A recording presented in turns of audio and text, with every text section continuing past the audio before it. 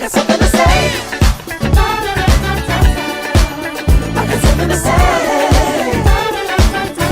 We all got something to say. Speak up, stand up, wake up, get down. Everybody in the world know your feelings. Speak a little more love in this space. I got something to say.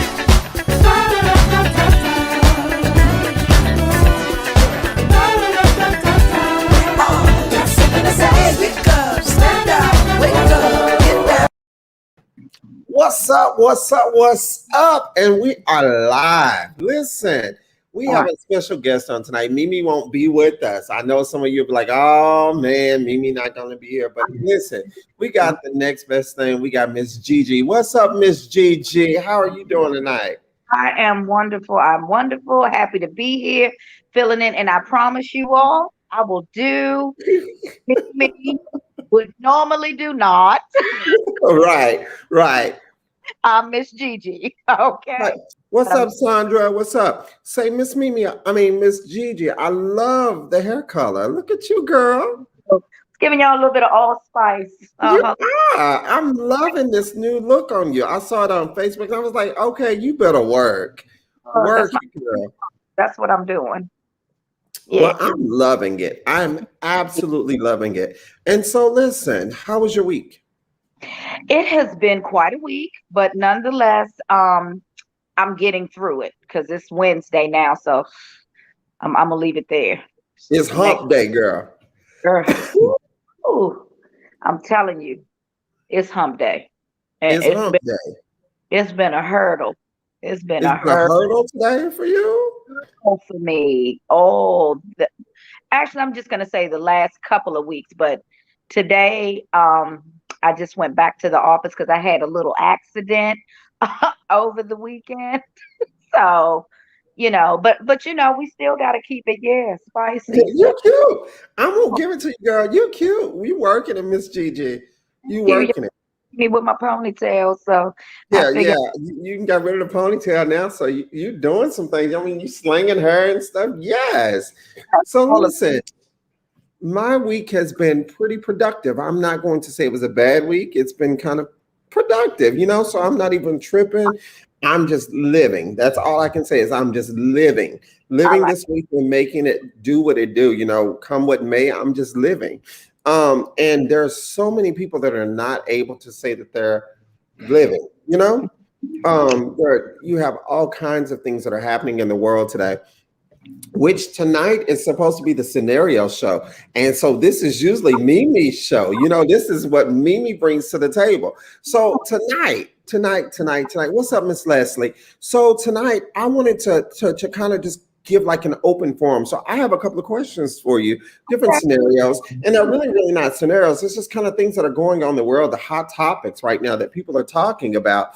And so did you watch the Met Gala? Yes, I did. Did you watch it? Oh, yes. It's one of my favorite things. Really? Why is it your favorite thing? Because I like to see the theme and what everybody comes with, that little fit and flip. Oh my goodness. It was interesting to say the least, but it wasn't disappointing. Jennifer? Yeah, how about you? So I watched it. And so I'm having there was some stuff on it. I was just like, okay, yeah, that's cute. You worked it, you did it. I really was confused by a couple of outfits, that kind of made me be like, huh? Really? Like Kim Kardashian, I didn't understand.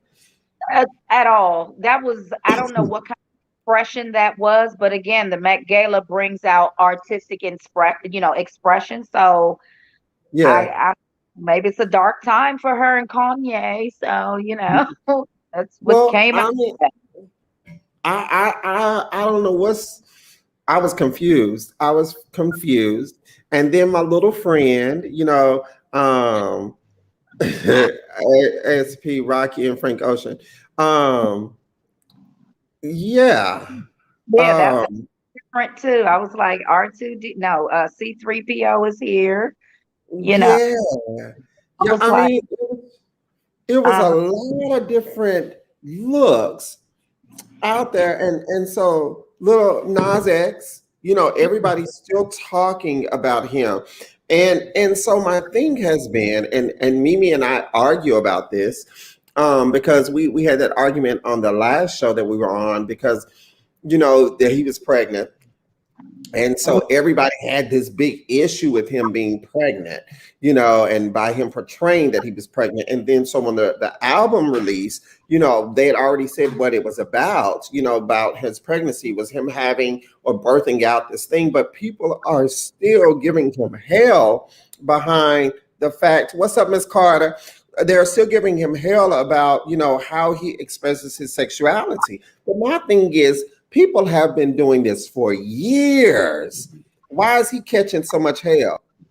Here's the thing. What's the difference between what he's doing and let's just, God bless his soul, I love him to death, but between what Prince did with the little cutouts, the chaps on, the little, booty out jeans that he had on, little Kim had Right. the boob out, Diana Ross touched it. All of this, Cardi B, she got her whole stomach out. She's pregnant and she's twerking, so we kind of know where that went. Why is it a big deal? Because number one, he's the it guy right now.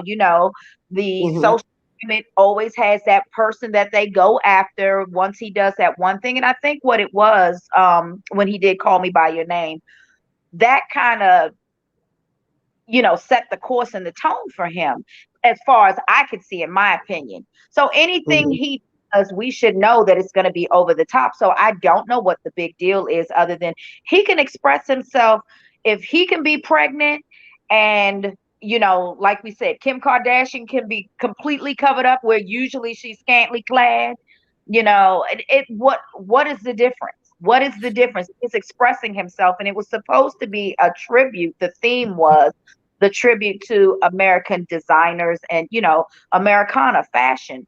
So we had a lot of things going on. I mean, like I said, I was confused by a lot of stuff, but with that being said, I don't think, from him being pregnant and birthing his new album and coming into his own, and then the portrayal of the Met Gala, it's like a complete 180 for him, It is 180. It is. So I just think that the world isn't really ready to accept, even though we say we're accepting of everything. I'm not going to go off on a tangent just yet, but they're not. People are still living in that bubble that you're not going to dictate what sexuality is for somebody. That's my whole thing, to each his own. So that brings me to this piece right now, that we still have so many people that are living closeted or not living to their real lifestyle. I'll say that, the real lifestyle, because of what other people are going to say, because of work, because of, I know people that won't even come out at work and say, oh, I'm gay, especially these black men. You find a lot that work for the government that will not openly say that it will openly say that they're gay, and they have a problem with it. They don't want people to know that they're gay at work, and they portray themselves of having wives and things like that, or because they feel like that's going to stop them from climbing the corporate ladder. I know people like this. Of the government is climbing the corporate ladder with a boyfriend and girlfriend in the closet. Okay? Right. This, again, the social climate of things is being closeted for being gay any different from being closeted from being racist? So you can accept somebody being racist, but you can't accept somebody being gay? Isn't that crazy? Openly. No, you have some people who express themselves freely because it is freedom of speech, and we don't have to say who those supporters are, but nonetheless, the tone is there. Even if nobody else says, I don't like this particular race or culture of people, they give off little little indications. So most of the people that I've worked with in my career, whether they came out of the closet or not, because they don't want to be ostracized. Where the office is talking behind your back and to your face at the same time, and most of your closest cohorts that you've spoken to and have come out to, who is keeping your, your sexual identity even a secret, you know, in respects to that person's private life, we already know we don't care. We And don't care. we don't care. And that's the thing. If that's the biggest thing that they have to focus on, what the hell is the difference? As a matter of fact, hell, I'm gonna just say it. Most of the times, people's sexual identity, they make a little bit more than a lot of us people who are, are cis people. And I'm gonna say why. Because Why? I'm afraid, and I've heard it, and I've seen it, and I've been a witness to it. So I'm only gonna speak from what I know, Mm-hmm. experience, and I can stand to be corrected. But most of the times, I'm gonna say the culture in the office is too afraid to question anything. When the whole Mm-hmm. thing is, why are you questioning anything at all? Let that, Right. so it's just like, oh, if we make sure that we keep this person because of their sexual identity comfortable, but you're gonna treat me like shit. Excuse me, but that's what I'm saying. You Mm-hmm. see that balance there. So I think Mimi has said it before. Give me some of that gay coin. But it's not that. It's just that people are too afraid to actually speak and exploit or say something that may be not PC. I'm always known for being PC, but I see the bull crap that goes on in the office, Right. and I feel one way or another. Again, there are some closeted people who have come into that industry very quiet and under the radar, but nonetheless being questioned in the background by your coworkers, because we sit back and be like, oh yeah, he Uh-huh. fine. Yeah, girl, he, oh, for real? I'm like, when that gaydar goes off, or the Mm-hmm. same, I'm be like, dude, she's not that into you. Trust me on that one. Mm-hmm. Okay.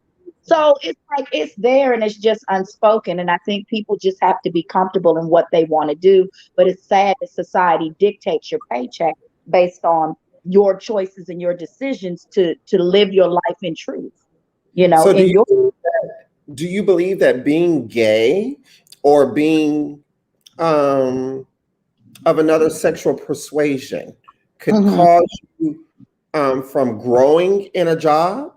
Do I you think believe it could happen because we've it seen, could happen?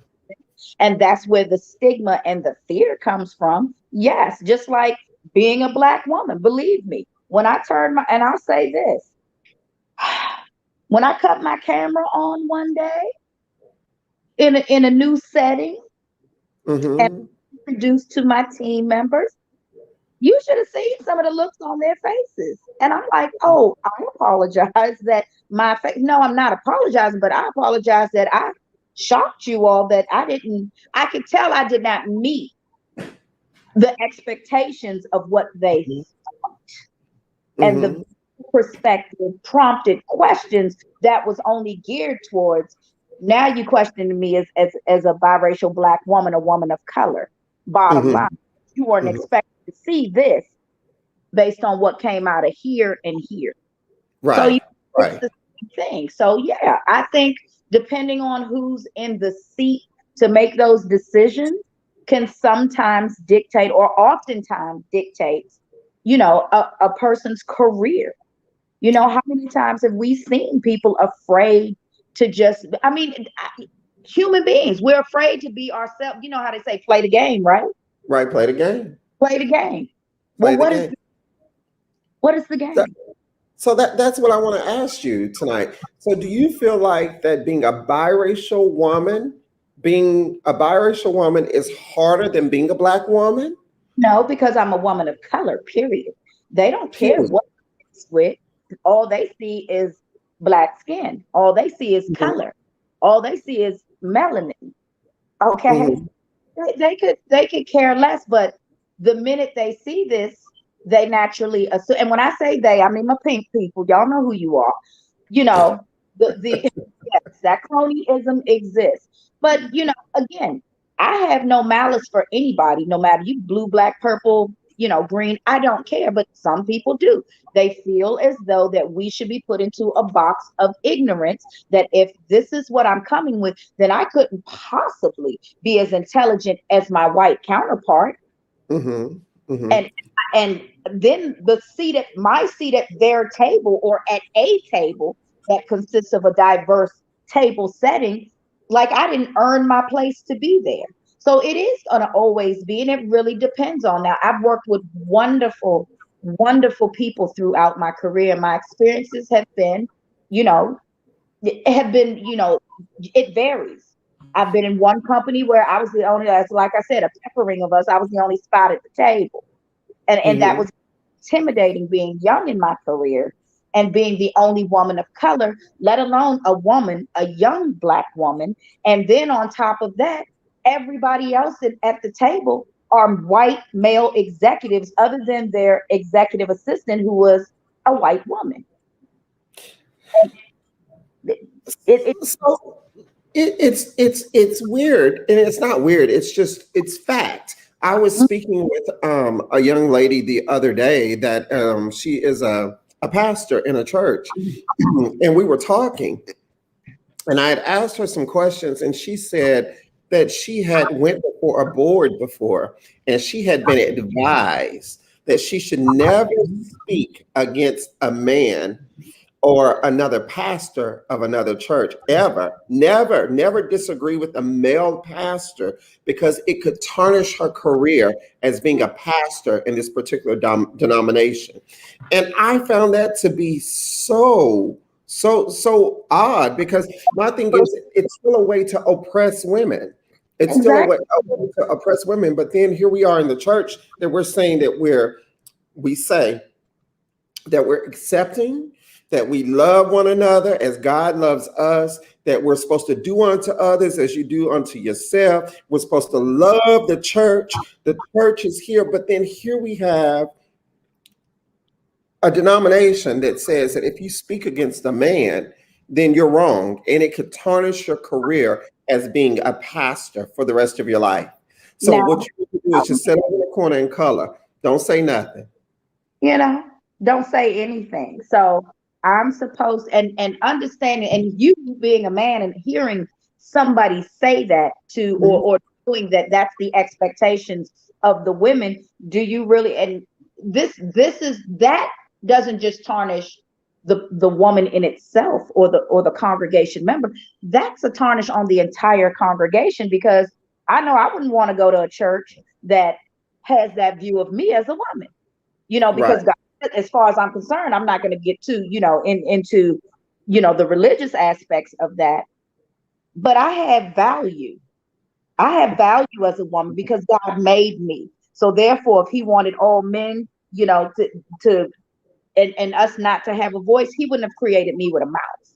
Number one. Now, how we use it is different. So okay, but that transcends right back to what I said in the corporate world.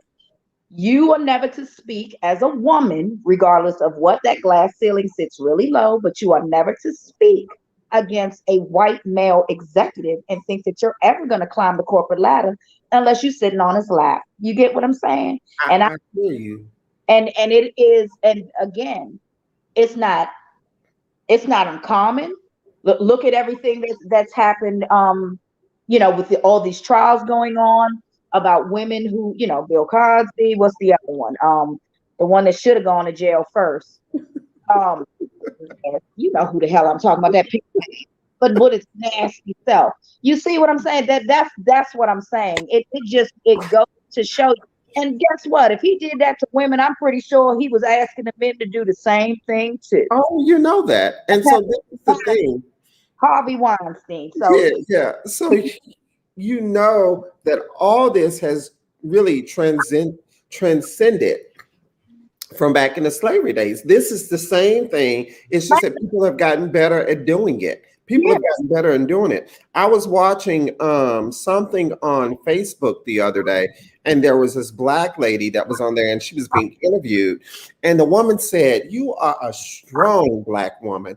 And I love to see that. And she says, "Stop. I don't like being called a strong black woman." And so I'm a woman. and she didn't even like the fact of she doesn't like the word strong. And she said the reason why I don't like the word strong is because they've already put enough on our backs as being a Black woman. She said that's the first thing. The second thing is once you become so strong, people don't think that you have feelings. And she says, I have feelings and I don't always want to be strong, but I'm going to forever be a Black woman. But I don't always have to be strong because when you get so strong, people never come to assist and help you. You become that bitch too. That's You do. okay. I'm gonna say that too, coming Mhm. from that aspect of always saying, Jermaine, you're so strong. You're so I'm not strong. Some y'all didn't see me ugly cry yesterday. You Right, didn't right, right. break myself on the floor and ask God why in the world. You don't have to be strong all the time. And I think that's actually where the strength for me comes, that I can break down and be vulnerable. You get what I'm Mhm, saying? It's mhm. it's just like the strength comes with a level of vulnerability. Right. You you can't, yeah, once you're strong, um you're robotic. Everything is, Mhm. you can't. I'm not here to compete with a man. I'm not. I know the plumbing I was born with, but at the same time, I can probably go toe to toe with them, word for word, head to head with them, depending on the day. But Right. it's not Depending on the day and the in, situation. in the situation that requires me to do that. I'm going to have to do that and be that. But there's also going to be moments where the situation requires me as a woman to do that, or as a person, regardless of gender, and I may not be able to measure up to that. Did that make me weak for not being No. able to feel that, or did it make me strong for even trying? So you see, it's semantics sometimes too. Mhm. Mhm. I'm not a weak woman, but I don't mind being demure. I don't mind being, I'm going to say this. I don't mind being submissive to my male counterpart, if that is if like my husband. I don't mind, but I think people forget that when you submit, whether you're male or female, submit comes with compromise. That doesn't mean that you allow somebody to just use you as a doormat. That means you reach a level of compromise that says, you know what? I'm gonna go ahead and fall back and let you take your Let you position, take it. Right, right, right. and just understand that I'm in agreement with you up until this point. Now, anything that happens after that, I'm gonna have some words with you, but I'm gonna submit right now and play that role. But you've heard what I had to say. You see, and a lot of women can't do that without being in, and I'm gonna say it, a lot of women cannot do that because we are always put in a position where we have to be strong, where we have to be damn near domineering. Okay. Hey, slap and tickle, I'm all down for it. You want some leather? Put it on my leg in my mouth. We can take this somewhere else. You get what I'm saying? But that's what I say. That's what I mean. Men, when they're vulnerable, does that make them weak or does that make them strong? Because strong men cry. So this is the thing, coming from an openly gay man, whenever we enter into relationship, it's always been one of those things to where you may have a submissive person and you may have a more dominant person. It doesn't make that the submissive person is weak or anything. However, society will say that the more submissive man is more feminine, which or they're more feminine or they take on female qualities, almost to insinuate that a female is weak. Yeah. And so anytime that you see, and I mean, and it's crazy that people think like that. They don't think that two men that can actually be together and be equal partners without one being a girl. I will never forget when, being married and going to visit my ex's side of the family, and they would say, so who the girl and who the boy? Huh? Ain't nobody playing like they know girl and ain't no boy. That's not what's going on. What's the between two men going to a ball game that's heterosexual straight and hanging out with each other and going to a ball game and slapping each other on the ass and slapping each other, hugs and fist pounds and all of this other stuff? Uh, who's the girl? Who's the woman? You Right. so That's the one that's getting slapped on the ass. I mean, I don't know. I feel about that. Y'all just played a mean ass game of football. You tore up that turf. You sat up there and passed that pigskin around, and all of a sudden you got in the locker room and y'all slapped each other on the ass. How about that? You know what I'm saying? Who's the girl in this? So you're Right. saying, okay, and that's it. I rode motorcycles. I did a whole lot of things. I've always been dubbed it. Jermaine's a little, she's a little dom, she's a little butch. And I'm like, I'm strictly boo. When did that come about? Ask gotta be you get what I'm saying? He can tell you, oh, this is not playing. Yeah, Right. okay. I mean, Yeah. How? I Why? had I had a I had a student today that told me, now she's transgender, and she told me, "Oh, Lamont, Mr. Lamont, you know you're a girl," and I said, "Oh, what?" She was talking about, "You know you're a girl," and I said, "You know what?" But And that, so the read wanted to come out of me, right? So I really wanted to read and go off, but then I have to realize that, even in being transgender, she's still fighting for a place in the world. And so, what that looks like is I need to be superior in this moment and degrade a gay man so then I can have one step up on him. But that's not what that is, boo. Don't ever get it twisted. they knew I to know, their right. sexuality or their preference. You Right. see, Do I know that I have feminine qualities? I do. I mean, yeah, and but you can't judge what I do in my bedroom and say that I'm a girl. Not saying that there's anything wrong with being a girl, but my thing is don't degrade a person and try to credit my sexuality or discredit who I am as a person and tell me and mislabel me whenever we've been fighting for your rights this whole time and trying to make sure that people are not mislabeling you, but now you want to mislabel me. That's exactly. Again, craziness. the It's comment craziness. you said, because like I said, at the end of the day, I would fail their ass. But it would yeah. I'm like, I bet you won't say that again. No. But at the end of the day, what you just said makes it. There are people out here fighting, so you have rights Mhm. to do the things and live the way and identify yourself and express yourself. That freedom of expression, that freedom, living your truth without somebody coming at you one day and misrepresenting and labeling you and saying, "Well, what are you? You're Right. transgender, but what are you?" Because I can easily say, "Okay, Caitlin, Right. what's going on?" You Right. know, Right.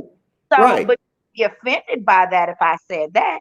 Just like I've been to parties where I had to literally ask, I'm like, "Do y'all got a problem with me being straight?"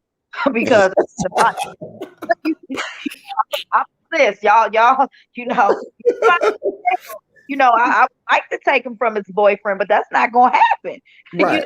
what I'm saying? It's just like, but that's just it. But I'm like, boo, I don't want you either. I'm just here because I'm here for the party. But that's why I said it takes on all, and I'm living in my truth too. But I've had people say, well, how do you go to parties where there's homosexuality, but you claim you're straight? And I was like, because bitch, mind your business, number one.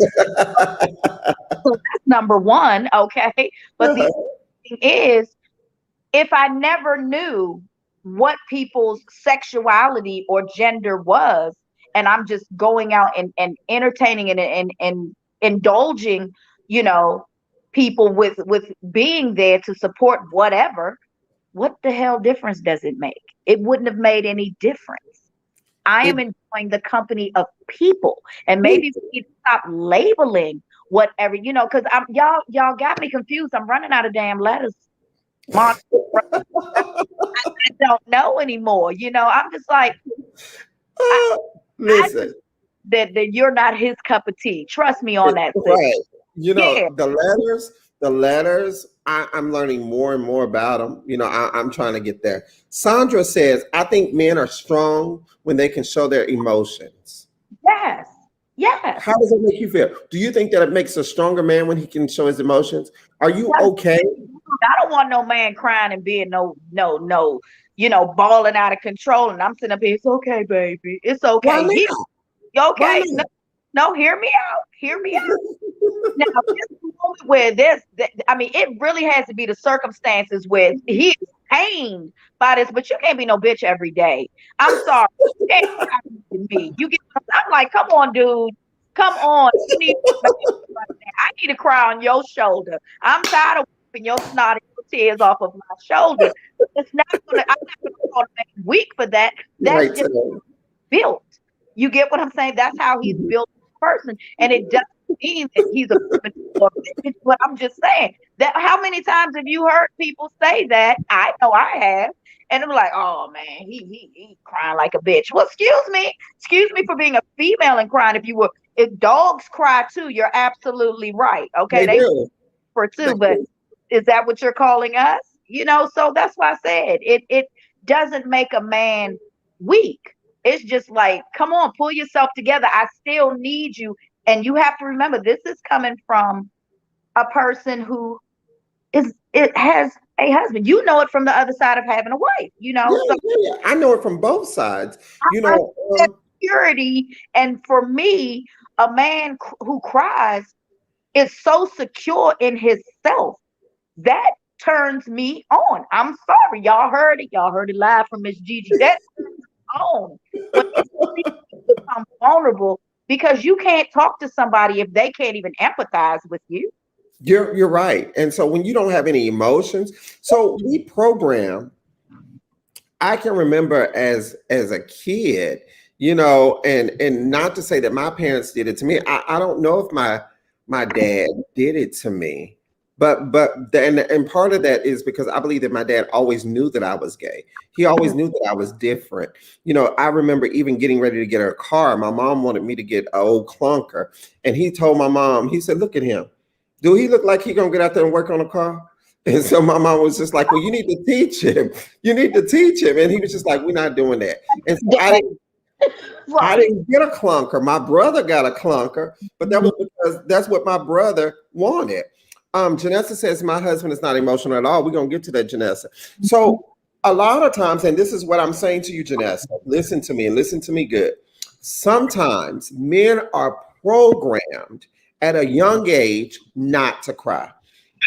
They're programmed not to feel anything. You think about whenever we take our kids and they're playing football or something like that, and they get hit hard. Get up, nigga. You better not say nothing. You better not cry. Get up. Or if we see our kids fighting or something, get up. Don't cry. Get back out there. Or if they fall off a bike or something, you better not cry. You better not cry. You're not a girl. You're not a girl. And so we teach kids. We teach men as kids not to cry. And so then when we get them in a relationship, and here it is, we marry them later on, or we're dating them, and you crying about something, and they looking at you like you stupid, and you wonder why you don't understand where I am, because they can't feel that. They have been taught. They've been taught. I ain't got no feelings with that. Knock that mess off, shake that off, and get up and keep it moving. Why are you crying? And Why I'm you in a relationship like that. My father, I love him to death, my daddy, but he's a suck it up soldier. He's like, suck it up. Oh, you broke your arm. You good. Get it up. And you gotta remember, I also come from a military background. Not that my mama came over here and married a military GI Joe. so she can say, so what happened? Mother came here to go to school, and she turned some folks out. So that's my daddy. But that was it. He taught us because he had girls until we got a adopted brother. But he had girls. Excuse me. Move, Tiger. Oh, We what is that? That was is the my cat. that's my baby. Oh, Oh, it's I was another like, what was that? he's spoiled. He really is. Oh, okay. But that was it. We came from a household where there was nothing but, I'm gonna say it, split tails, because that's what they called us. We were Mhm. good, but my father was like, my girls are strong. Yes, we are, but what is strong? Come on now, I'm 7. I done fell off my bike, my leg is split open. I'm gonna need you, daddy, to pick me up and pet me up right now, because I'm hurting. And my mother even said it too. She was like, and God rest her soul. I love my mother, but she's not here. But she would say it. We come from a culture that You get up and you shake it off and you'll be okay. But she would say, don't cry in front of daddy. He Mm, doesn't like that. I don't think I've ever seen my father cry. Now wow. I'm trying to think, did he even cry when my mother died? And they were two That, pieces of God. that was the only time that I ever saw my dad cry was when his mother died. When And his his mom mother, died, and yeah, honey, when his mama died, and we saw my daddy over there crying, and it like, wasn't even like one of them cries like that. It was just a couple of tears, and he wiped them and that's kept it it. moving And that and was my kept it moving. I was just like, oh, okay, but like even being raised like that, you will see such a big difference between my brother and I. My brother is that man. He's that man that I ain't crying. I ain't gonna give in. If he's hurt, my brother broke his ankle. He wouldn't take no pain pills. He didn't want no pain pills. I ain't gonna take nothing. Is he married? Yes. I don't know his wife. And so like with me, you let me be in pain. I'm just like, oh my God, I'm gonna let you know that I'm in pain. And there's been times that he he just had COVID. I called him and I was just like, how you doing? FaceTiming. And I could see that he was sick. Oh, I'm all right. Huh? You're Mhm. not all right. Just say it. And so he treats my mother like that. My mom fell off her porch yesterday and hurt herself. And so he was just like, she'll be all right. He Oh, told her, he said, it's all in your mind, mama. It's all in your mind. You're not hurting. It's in your no, mind. it's on the rest of her body. She is hurting. And see, that's my fear of being with Yes, somebody Stephanie, I am. detached from feeling that, but we have groomed our men to do that. My husband walked around with a with a contusion on his rib for an entire week. And guess what I said? Knowing I knew what was wrong with him because I was there when it happened. I was like, we need to take you to the hospital. I'm good. I'm good. Mhm. Now he's an empathetic person. I'm not going to say that, but again, he grew up in the sports arena, played organized sports. So he was always taught, shake it off, shake it off. You know what I'm saying? And then I was like, by the time I took him to the hospital when he couldn't take it anymore, I let him walk. I'm gonna be honest. I let him walk around like that because what I was not gonna do was continue to get myself worked up until he realized he was really hurt. Mhm. I kept an eye on him. He had a fever, and I said, "You're going to the hospital now because what I can do is hit you upside the head or just punch you in the ribs, and you're gonna double over, and then I can okay, now he's up here and I'm down here, but I can take you if I really, because you're a little wounded right now." Okay. But he was like, "No, I'm gonna go." And the nurse said, "How long did he walk around like this before he finally let you bring him here?" I said, "Well, first of all, he didn't let me do anything because he could have called 911. But you're right. He walked around like this for a week." She said, "He is strong, but he is crazy." Right. Yeah, You but know, he, my kids are like that. yeah, and They're I like was, that. you kill yourself just to prove a point. You ain't got nothing strong for me, boo. Hey, I was good with the fact that you recognize you were hurt and left me Right. in the hospital. That's strong to me. Don't be stupid, and I'm stupid, but that was foolish of him. He could have really, and because I've had broken ribs, I already knew he was all right. It was just when your ribs flip on top of each other like that, you good. You just gotta wait for them to unflip. My jokers were broken. Oh Okay, wow. like he good. It's going 2 more days of this, he gonna fall out. When you have kids, so like even with my boys, there's one of them, the oldest one, he is a lot like that man, that average, I don't feel no pain. I'm okay. I'm okay. Be limping around. Oh, I'm all right. There's nothing gonna bother. I'm good. And so that little one, he'll say, Dad, I hurt my foot. It don't feel good right now. I'm gonna sit down. He'll tell you, I'm gonna Yeah. sit down. But it's just weird to me how we program our children. So your oldest son was programmed that way. Programmed that way. But the youngest one, he was nurtured a whole nother way because I've had him since he was 1.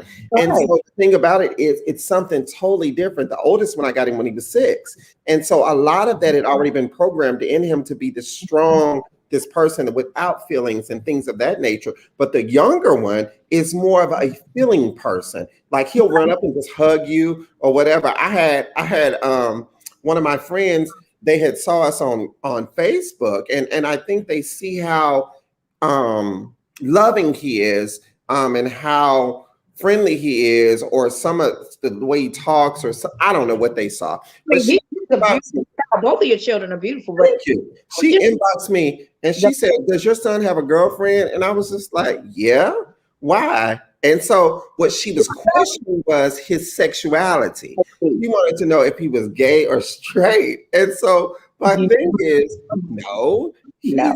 he's straight. But if he chose to be gay, I'm not going to disown my child.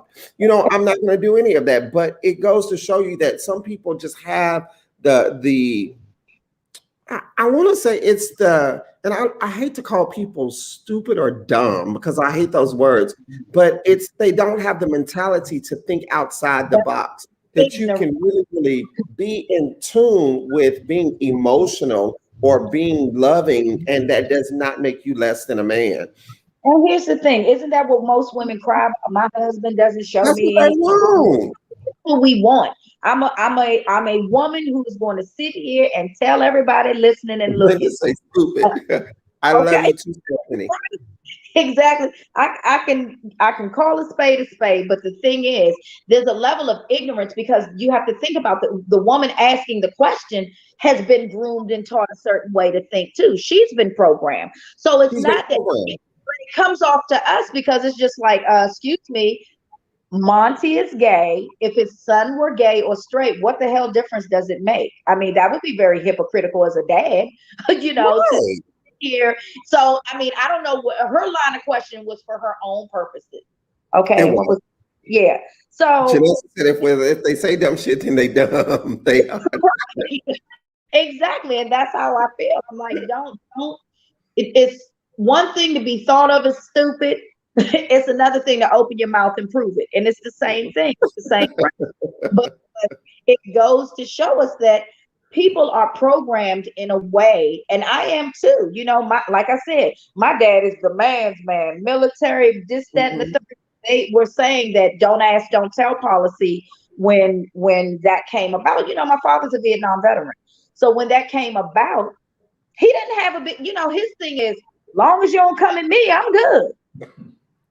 And that's what I loved about my dad. He may not have been very accepting of it because of the generational way he was Right. brought of that era. Because my dad is in his 80s, so it's a generational thing. It was very taboo at the time that he came up, but now that he sees it, he's just like, this shit been around since the dawn of time. Years. So You just don't come at me this way. I always tell straight men, Man hit on you. He was like, yeah, in the boxing ring.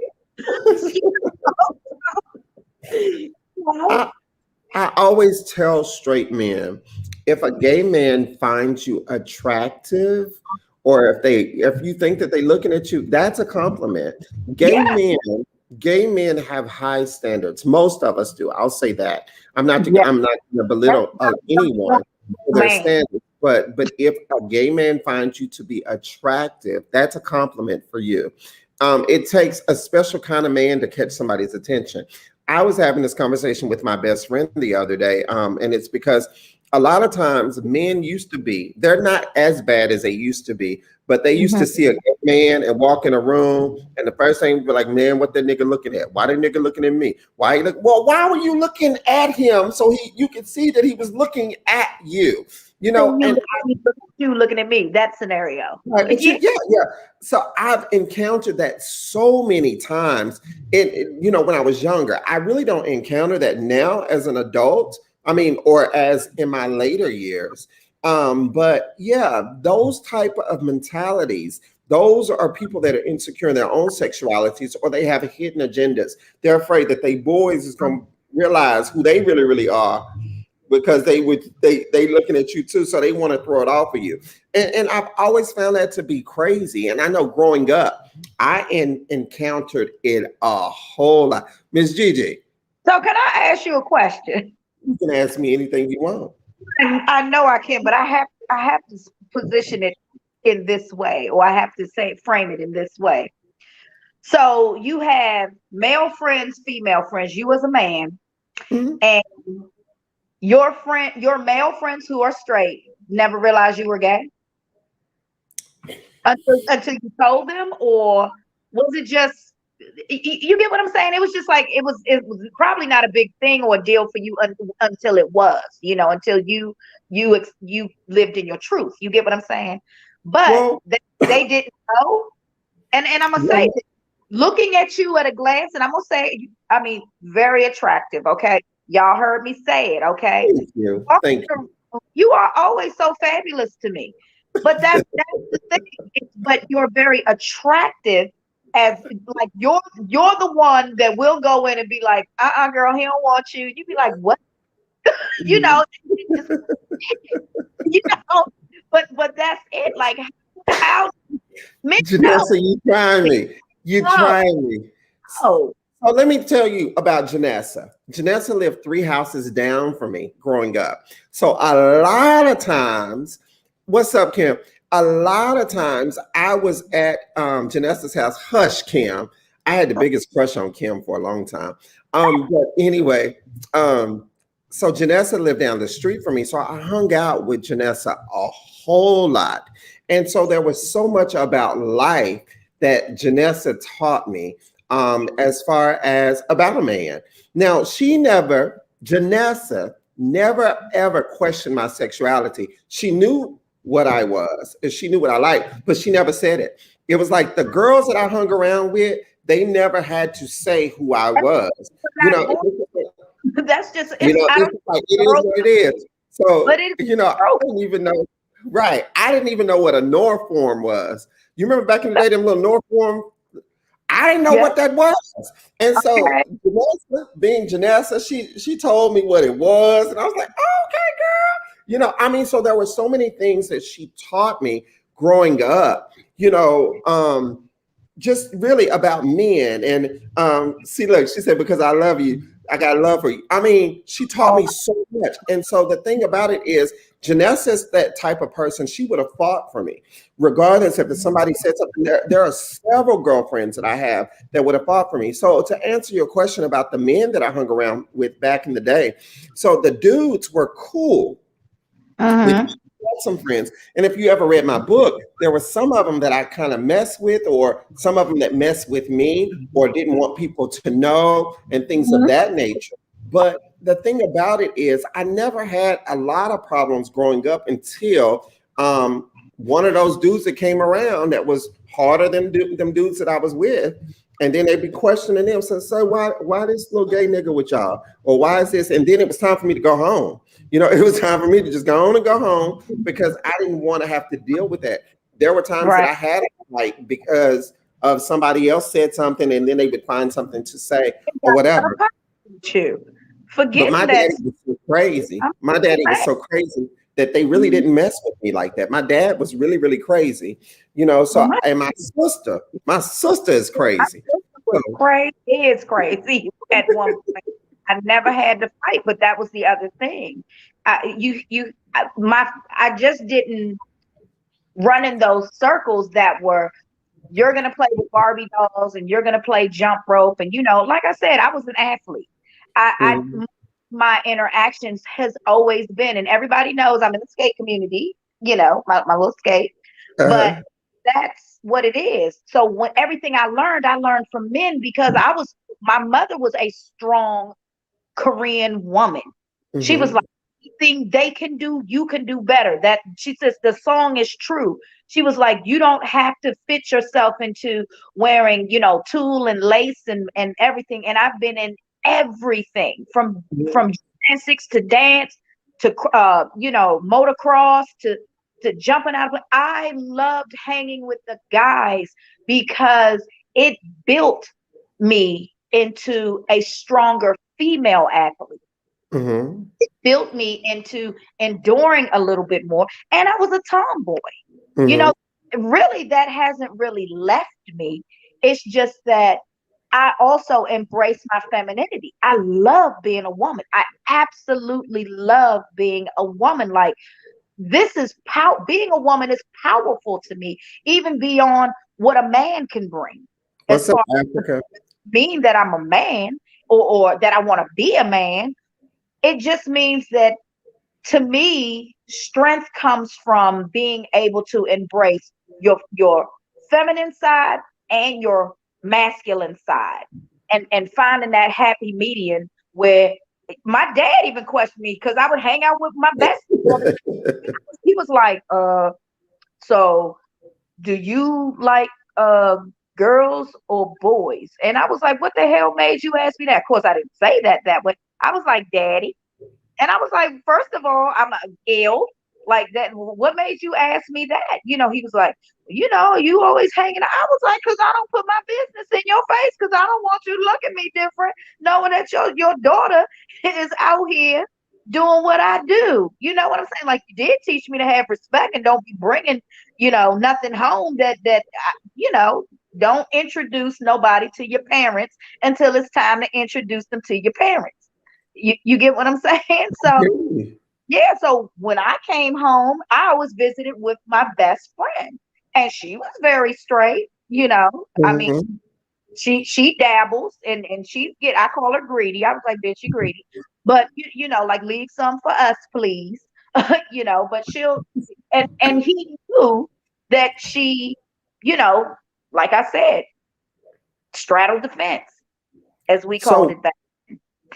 But Jeanette has a question. She says, okay, but now do men tell you that they want to be the man? She says her husband tells me her that. Now, the thing with that, Janessa, that the thing with that is that's going to be hard for you. That's real hard for you. And let me tell you why it's hard for you. It's hard for you because your mother raised you to be who you are. When you have a mother that is a go-getter and that's a hustler, because Miss Gloria was a hustler and she was a go-getter and she got out there and she made it do what it do. So some people don't have the same work ethic that you have.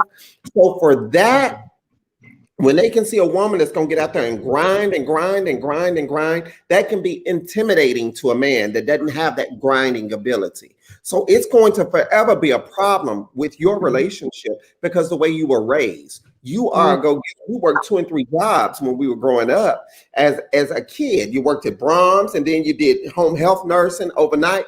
I remember all that. So it's harder for you. And so the thing about you is you're just gonna have open communication. Your husband gonna have to catch on, and he gonna have to get on that game, and he gonna have to make it do what it's supposed to do. If he can't do it, listen. If he can't do it, then if being if a you man is who you are, then if boo, you you're gonna have to do fall in it, your place and then be that woman then, if that's how you're looking at it. But he shouldn't look at you being as the man in the relationship. He should just look at you as being a go-getter. That's what it is. Go be a go-getter. So yeah, y'all need to have some more conversations. Torian said the rib comes from Adam, which means I lost it. I'm sorry. The rib I'm sorry. came from Adam, which means that he had both masculine and feminine in him. God didn't take away that part of man. He shared it with the woman. We all have both energies always. I totally agree with that. I think that everybody has both energies. It's which one you allow to be more dominant in your life. Mhm. Not to say one is bad and one is greater than the other. It's how you choose to operate. And once you know who you are and how you choose to operate, it ain't nobody else's business what you doing. Ex- Nobody's business. The way you move is the way you move, The and way and that you that's listen. what I tell people. What's in my cup is in my cup, and I don't pour it out, and everybody can't drink from my cup. So Everybody therefore, can how? touch my cup.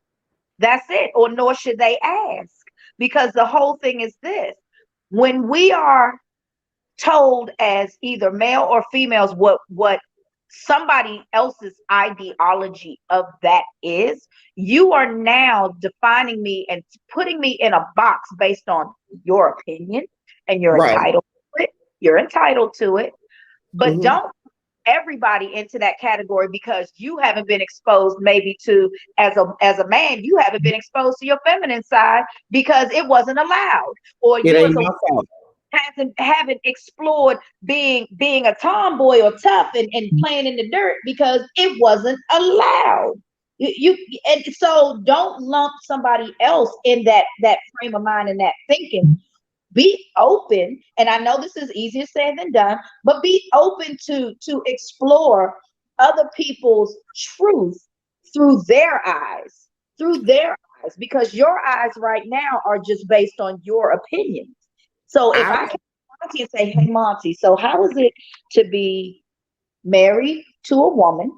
mhm, Now you have a beautiful relationship with a man. Like mhm. what it's like that is amazing to me that you have embraced something. And I remember you saying why you chose that path. But here's the thing. In choosing that path and what you had to endure, to leave that unhealthy situation was solely based on somebody else's ideology being thrust upon you as to what they thought a man should be. Right. I know plenty of gay men that will whoop a lot of these tough dudes' asses out here, In a minute. a New York minute, and go right back to living their life and living their truth. I Like know, it ain't nothing. and vice versa. I know some of the most softest, most demure women. Thank you. Oh. If you call Right. it a thing, Right. most people don't understand. Like when my family member came out to me, I was like, I knew, Mm-hmm. Mm-hmm.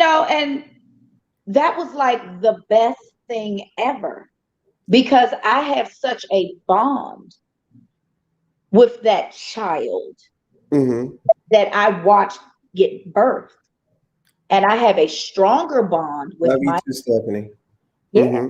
I have a stronger bond because I love her no matter what.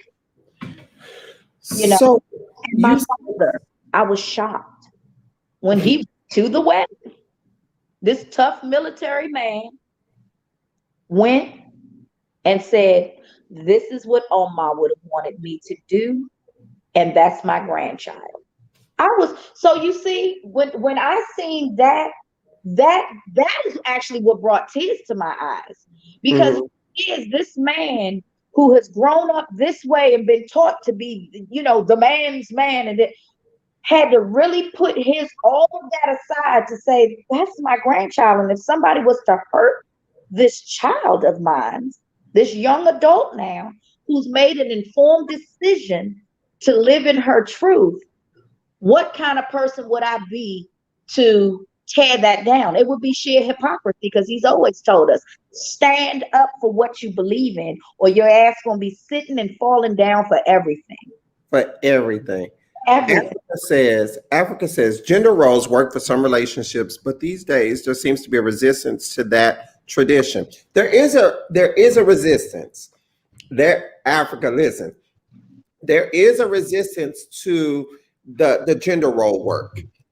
You find that a lot of women now don't want to stay in the house and have 20 children and just be at home looking a mess and not doing anything, not being educated or doing things like that. They want to get out there and they want to get it. And then you have some men that don't mind staying home and taking care of the household. It doesn't make a man weak if the woman goes out and provides for the house, because if the man can take care of the house and He it can works in their house, that's what works. It works. And so what we have to do as a society is stay out of people's business.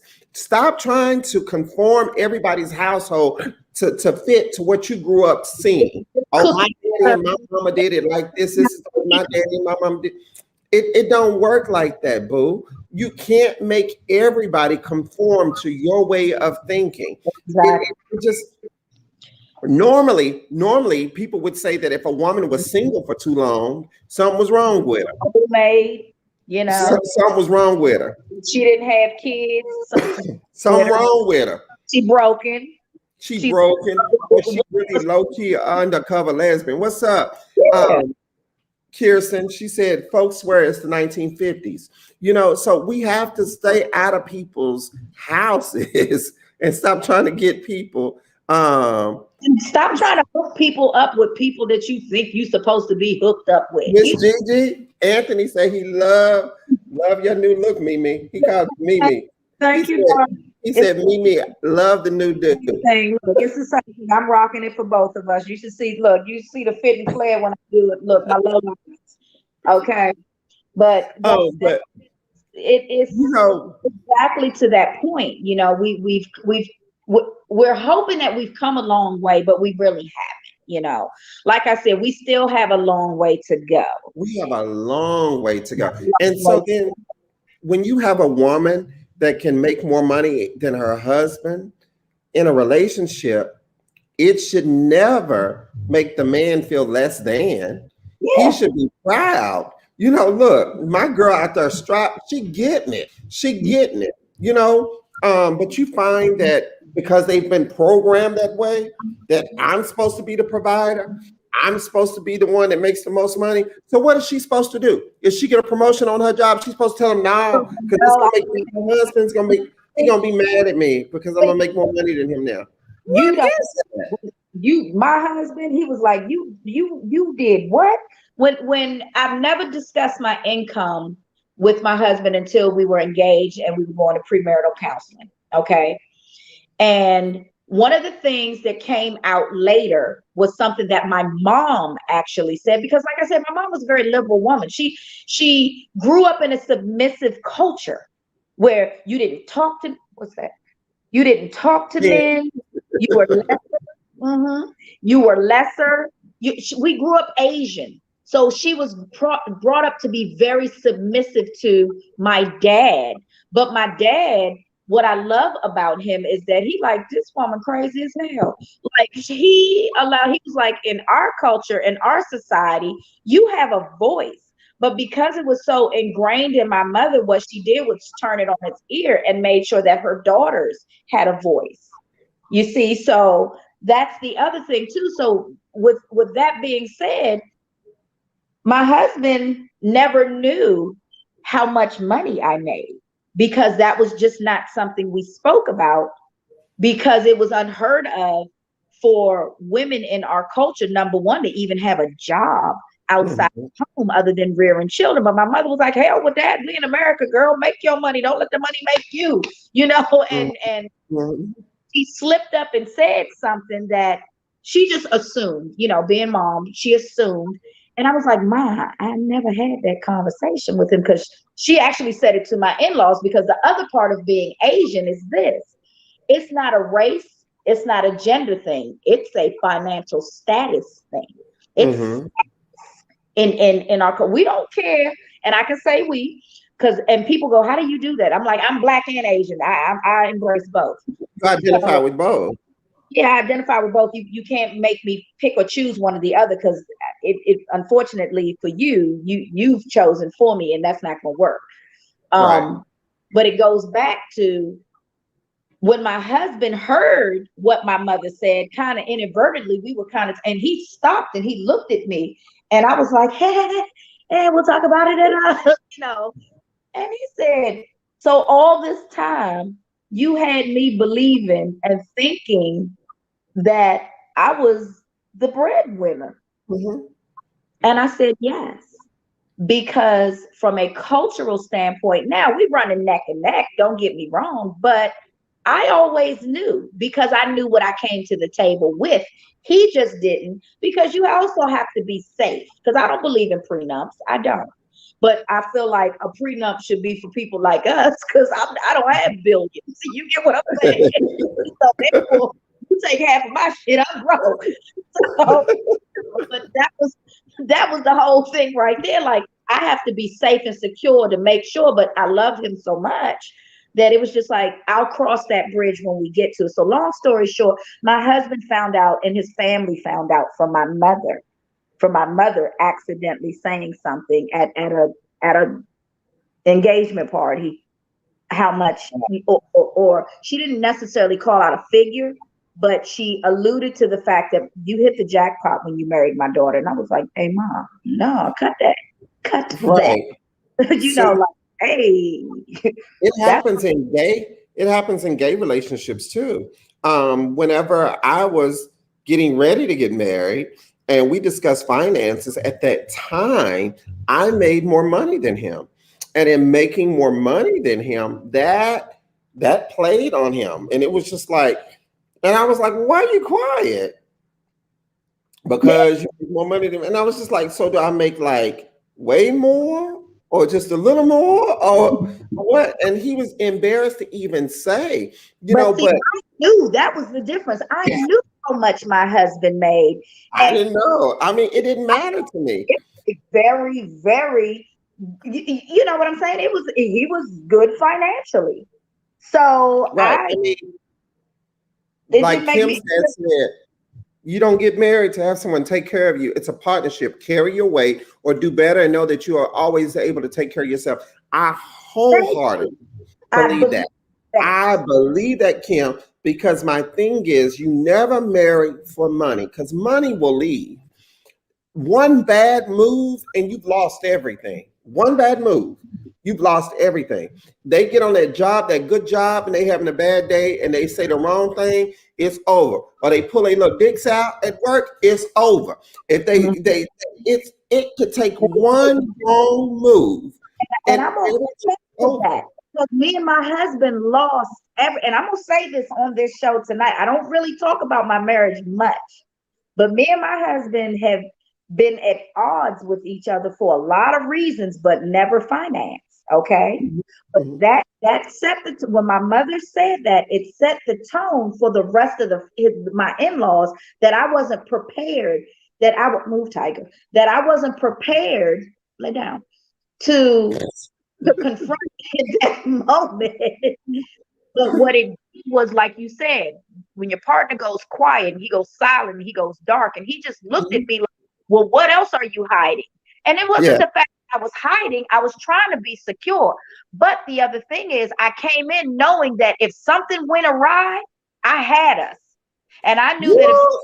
something went awry with me, he had me.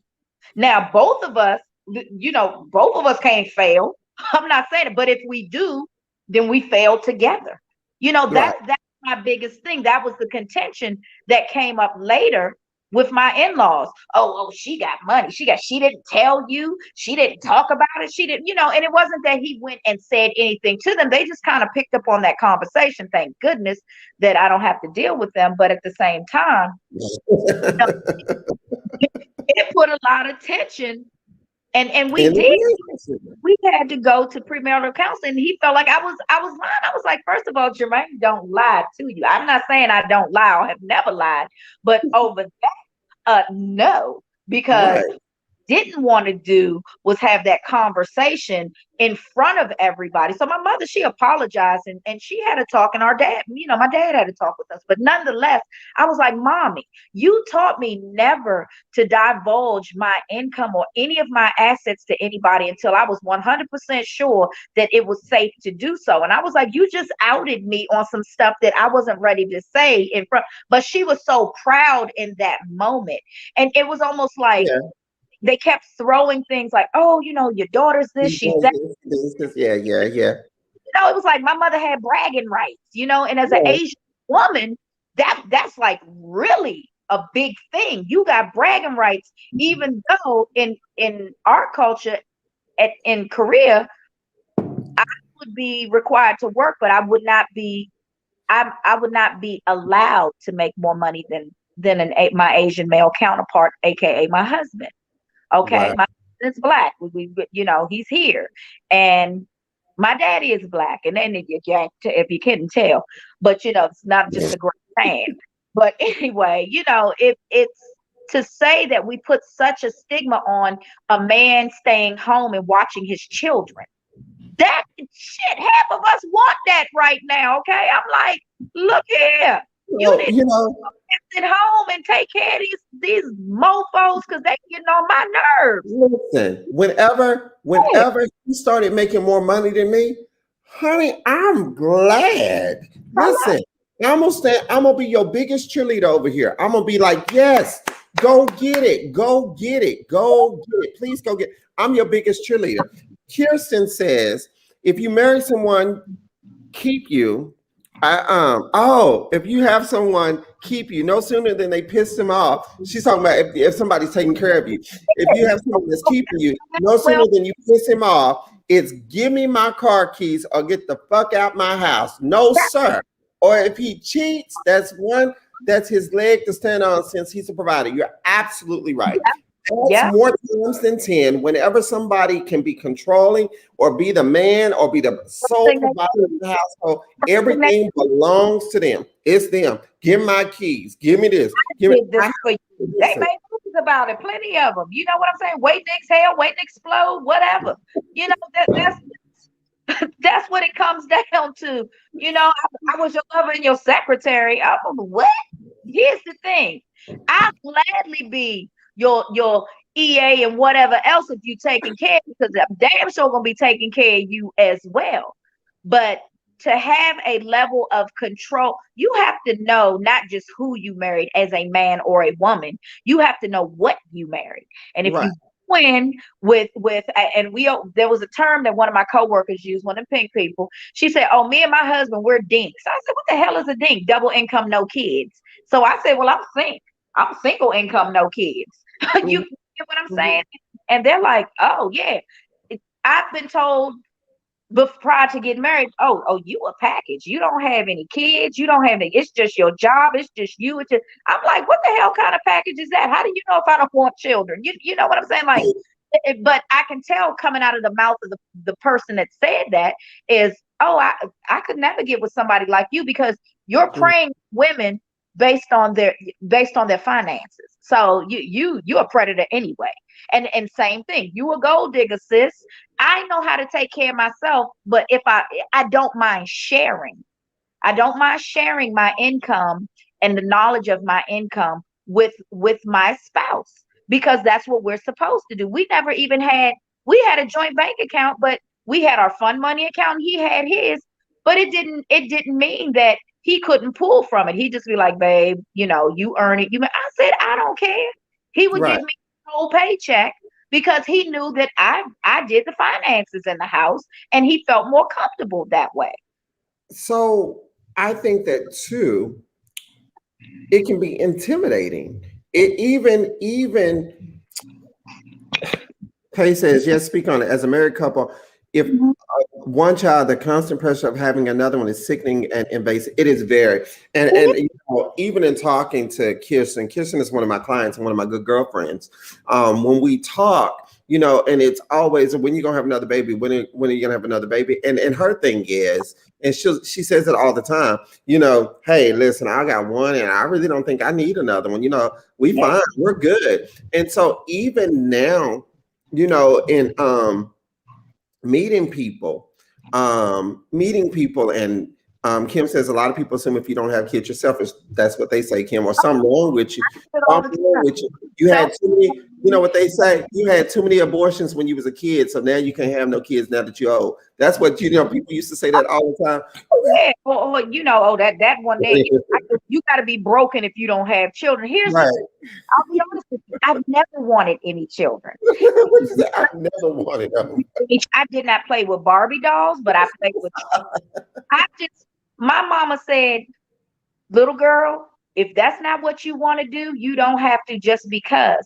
But here's what's going to happen. Other people are going to look down on you, whether it's male or female, and they're going to call you selfish because you're a woman and they feel as though as a woman you should be using your ovaries and to have babies. And That's I what they said, said. well, Jesus Christ didn't get married either, and I'm pretty sure he had the woman and the aptitude to get married and have children too. So hello, so I've been called barren. Oh, what are you wearing? I'm a cancer survivor. You get what I'm saying? So there's a lot of reasons why I won't have children, thank goodness. But at the same time, I like raising other people's children. I like the luxury and the comfort of, let me send your little ass home because I'm sick and tired of you right now. But I got so much love to give to kids, and the guidance and the wherefore and the income too. I would prefer my husband had children. I accepted not just my husband, I accepted the package and the mama too. Okay. What you say? And a mama too. And the mama, Yolanda so said she don't know what I had to go through to yeah, get one. I mean, so I agree with you, Yolanda. There are some people that have struggled just to have one child, and then here it is. We as a society will go back and tell them. Well, that baby don't need to be alone, or that baby needs this. They need this, or they need this. no, we can. It's too much. It's too much. We have to get to a point to where we stop making people feel like they have to do this to conform to this or to be like grandma used to be. My grandma did it like this. This. Listen. And how many times in the church? Oh, she's single. She Right. ain't got no man. She gonna be Listen. well made. God said to be fruitful. All Right. you get hit with that. Kirsten said we need to change that stigma because we are working women in this day and age. Every time in corporate America, you get frowned upon when you have to stay at home because your child is sick. You have to win the race with all these other hurdles before the finish line. When our male counterparts just wake up, shake their balls off, and go to work. Exactly. To sweat off their balls and keep it moving. But that's just it. It is so Right.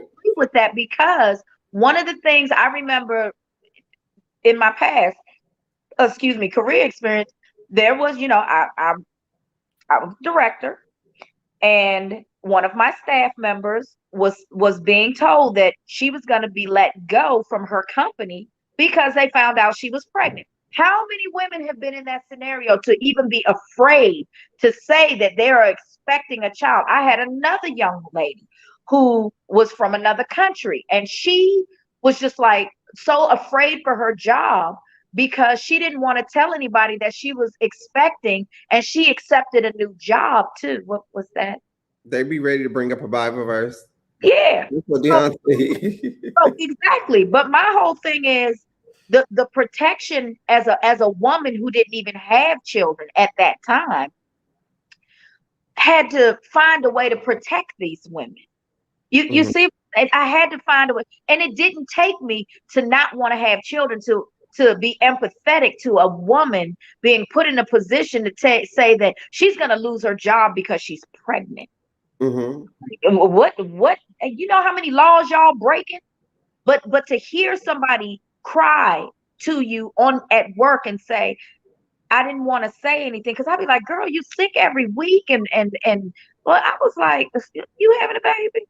You know, and she was like, I say, baby, my mama's OBGYN, pediatrics, and dermatology. Pick one.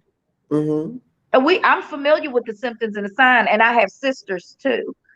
But to hear a woman say that when her male counterpart could easily take paternity leave for others who need to help their wives who may be suffering from postpartum take care of his children. But they don't want to do that because what man do you know, what real man do you know that goes to his job and say, I want to take paternity leave? Yeah. But then he's afraid that everybody's going to label him, oh man, that woman making him be at home with that baby. He a whole bitch. He a bitch, man. See, let me say this. You all incorporated these clauses in for men, but you won't accept the fact that the woman who pushed the damn baby out needs her job too. You see what I'm saying? Like, what The man did not carry the baby. He did not have the baby. He did not do anything that the woman did, but she came to work every day pregnant. She Mhm. came to work every day sick and tired, put up with your shit, your corporate bullshit, your baby shit.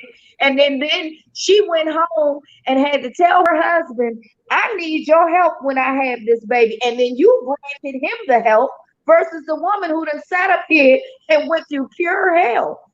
You get what I'm saying? So, but you put provisions in to give it to the man. And he didn't have to ask. Most of the times, they don't have to ask. It's offered. It's offered. And I've worked in HR enough to know, oh, we found out your wife is pregnant. Do you want to go ahead and take some leave? It's let me go ahead and say that. Yeah, but I got voices. Hold on. Oh, that's what I'm saying. And a man, he's behind closed door. He like, yeah. So, Miss GJ, Mm-hmm. closing remarks. Oh, Closing remarks. that time. What we've talked about so much, but this right here, I think this is a whole nother show that we have to come back to. It's so relevant, and Kirsten says crabs in the barrel at its finest. Whenever you have other women that don't have kids, especially Black women that don't have kids, and they're feeling inferior to Black women that have their kids, and you have Kim saying, real men support their partners and don't care what other people have to say. Exactly. And so it is so much. So final thoughts, Miss Gigi.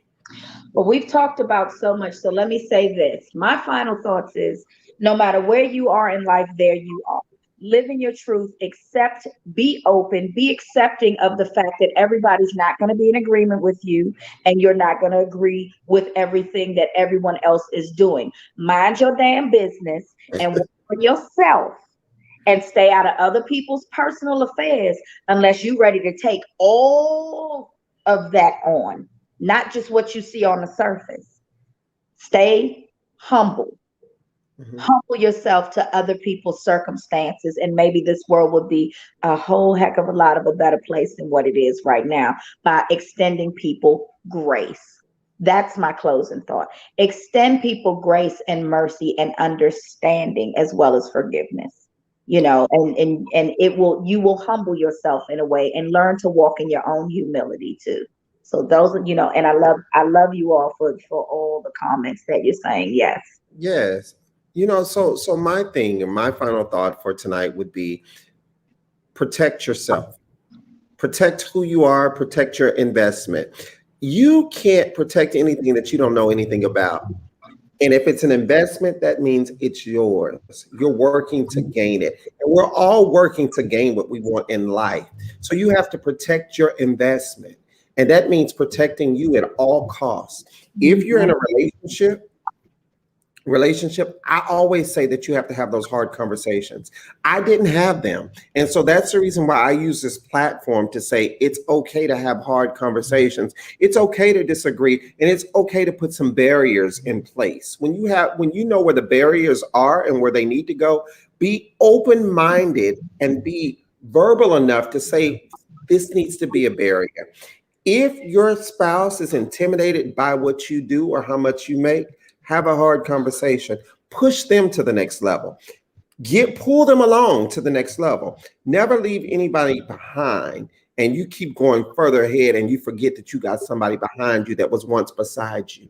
Don't forget those behind you. But then what I don't want you to do is don't stop investing in yourself. And if investing in yourself means that you're gaining, pull them along with you. If you truly love them, love covers everything and love pulls people along. It don't leave people behind, it pulls them along. And you can't have a productive relationship if one is back there and one is up here. I have to see you face to face in order to understand what you need from me and how much, and you need to know what I need from you. Even though I'm making money doesn't mean that I still don't need love. Thank Those you. are my final thoughts. So listen, thank you, Miss Gigi, for stepping in tonight. I appreciate you. I love you. I can't wait till we go out. I know that we have a date coming up. We have a date. We got a date, girl. We got a date. Yeah. Listen. So I want you to know I love you. I love you all. Follow us on Instagram. Follow us on Facebook and follow us on YouTube. In the Chair with Montee and Mimi. Listen, Mimi will be with us next week. Mimi will be with us next week, and we don't know who else might be with us. I love you all. Have a good night and peace. I got something to say. I got something to say.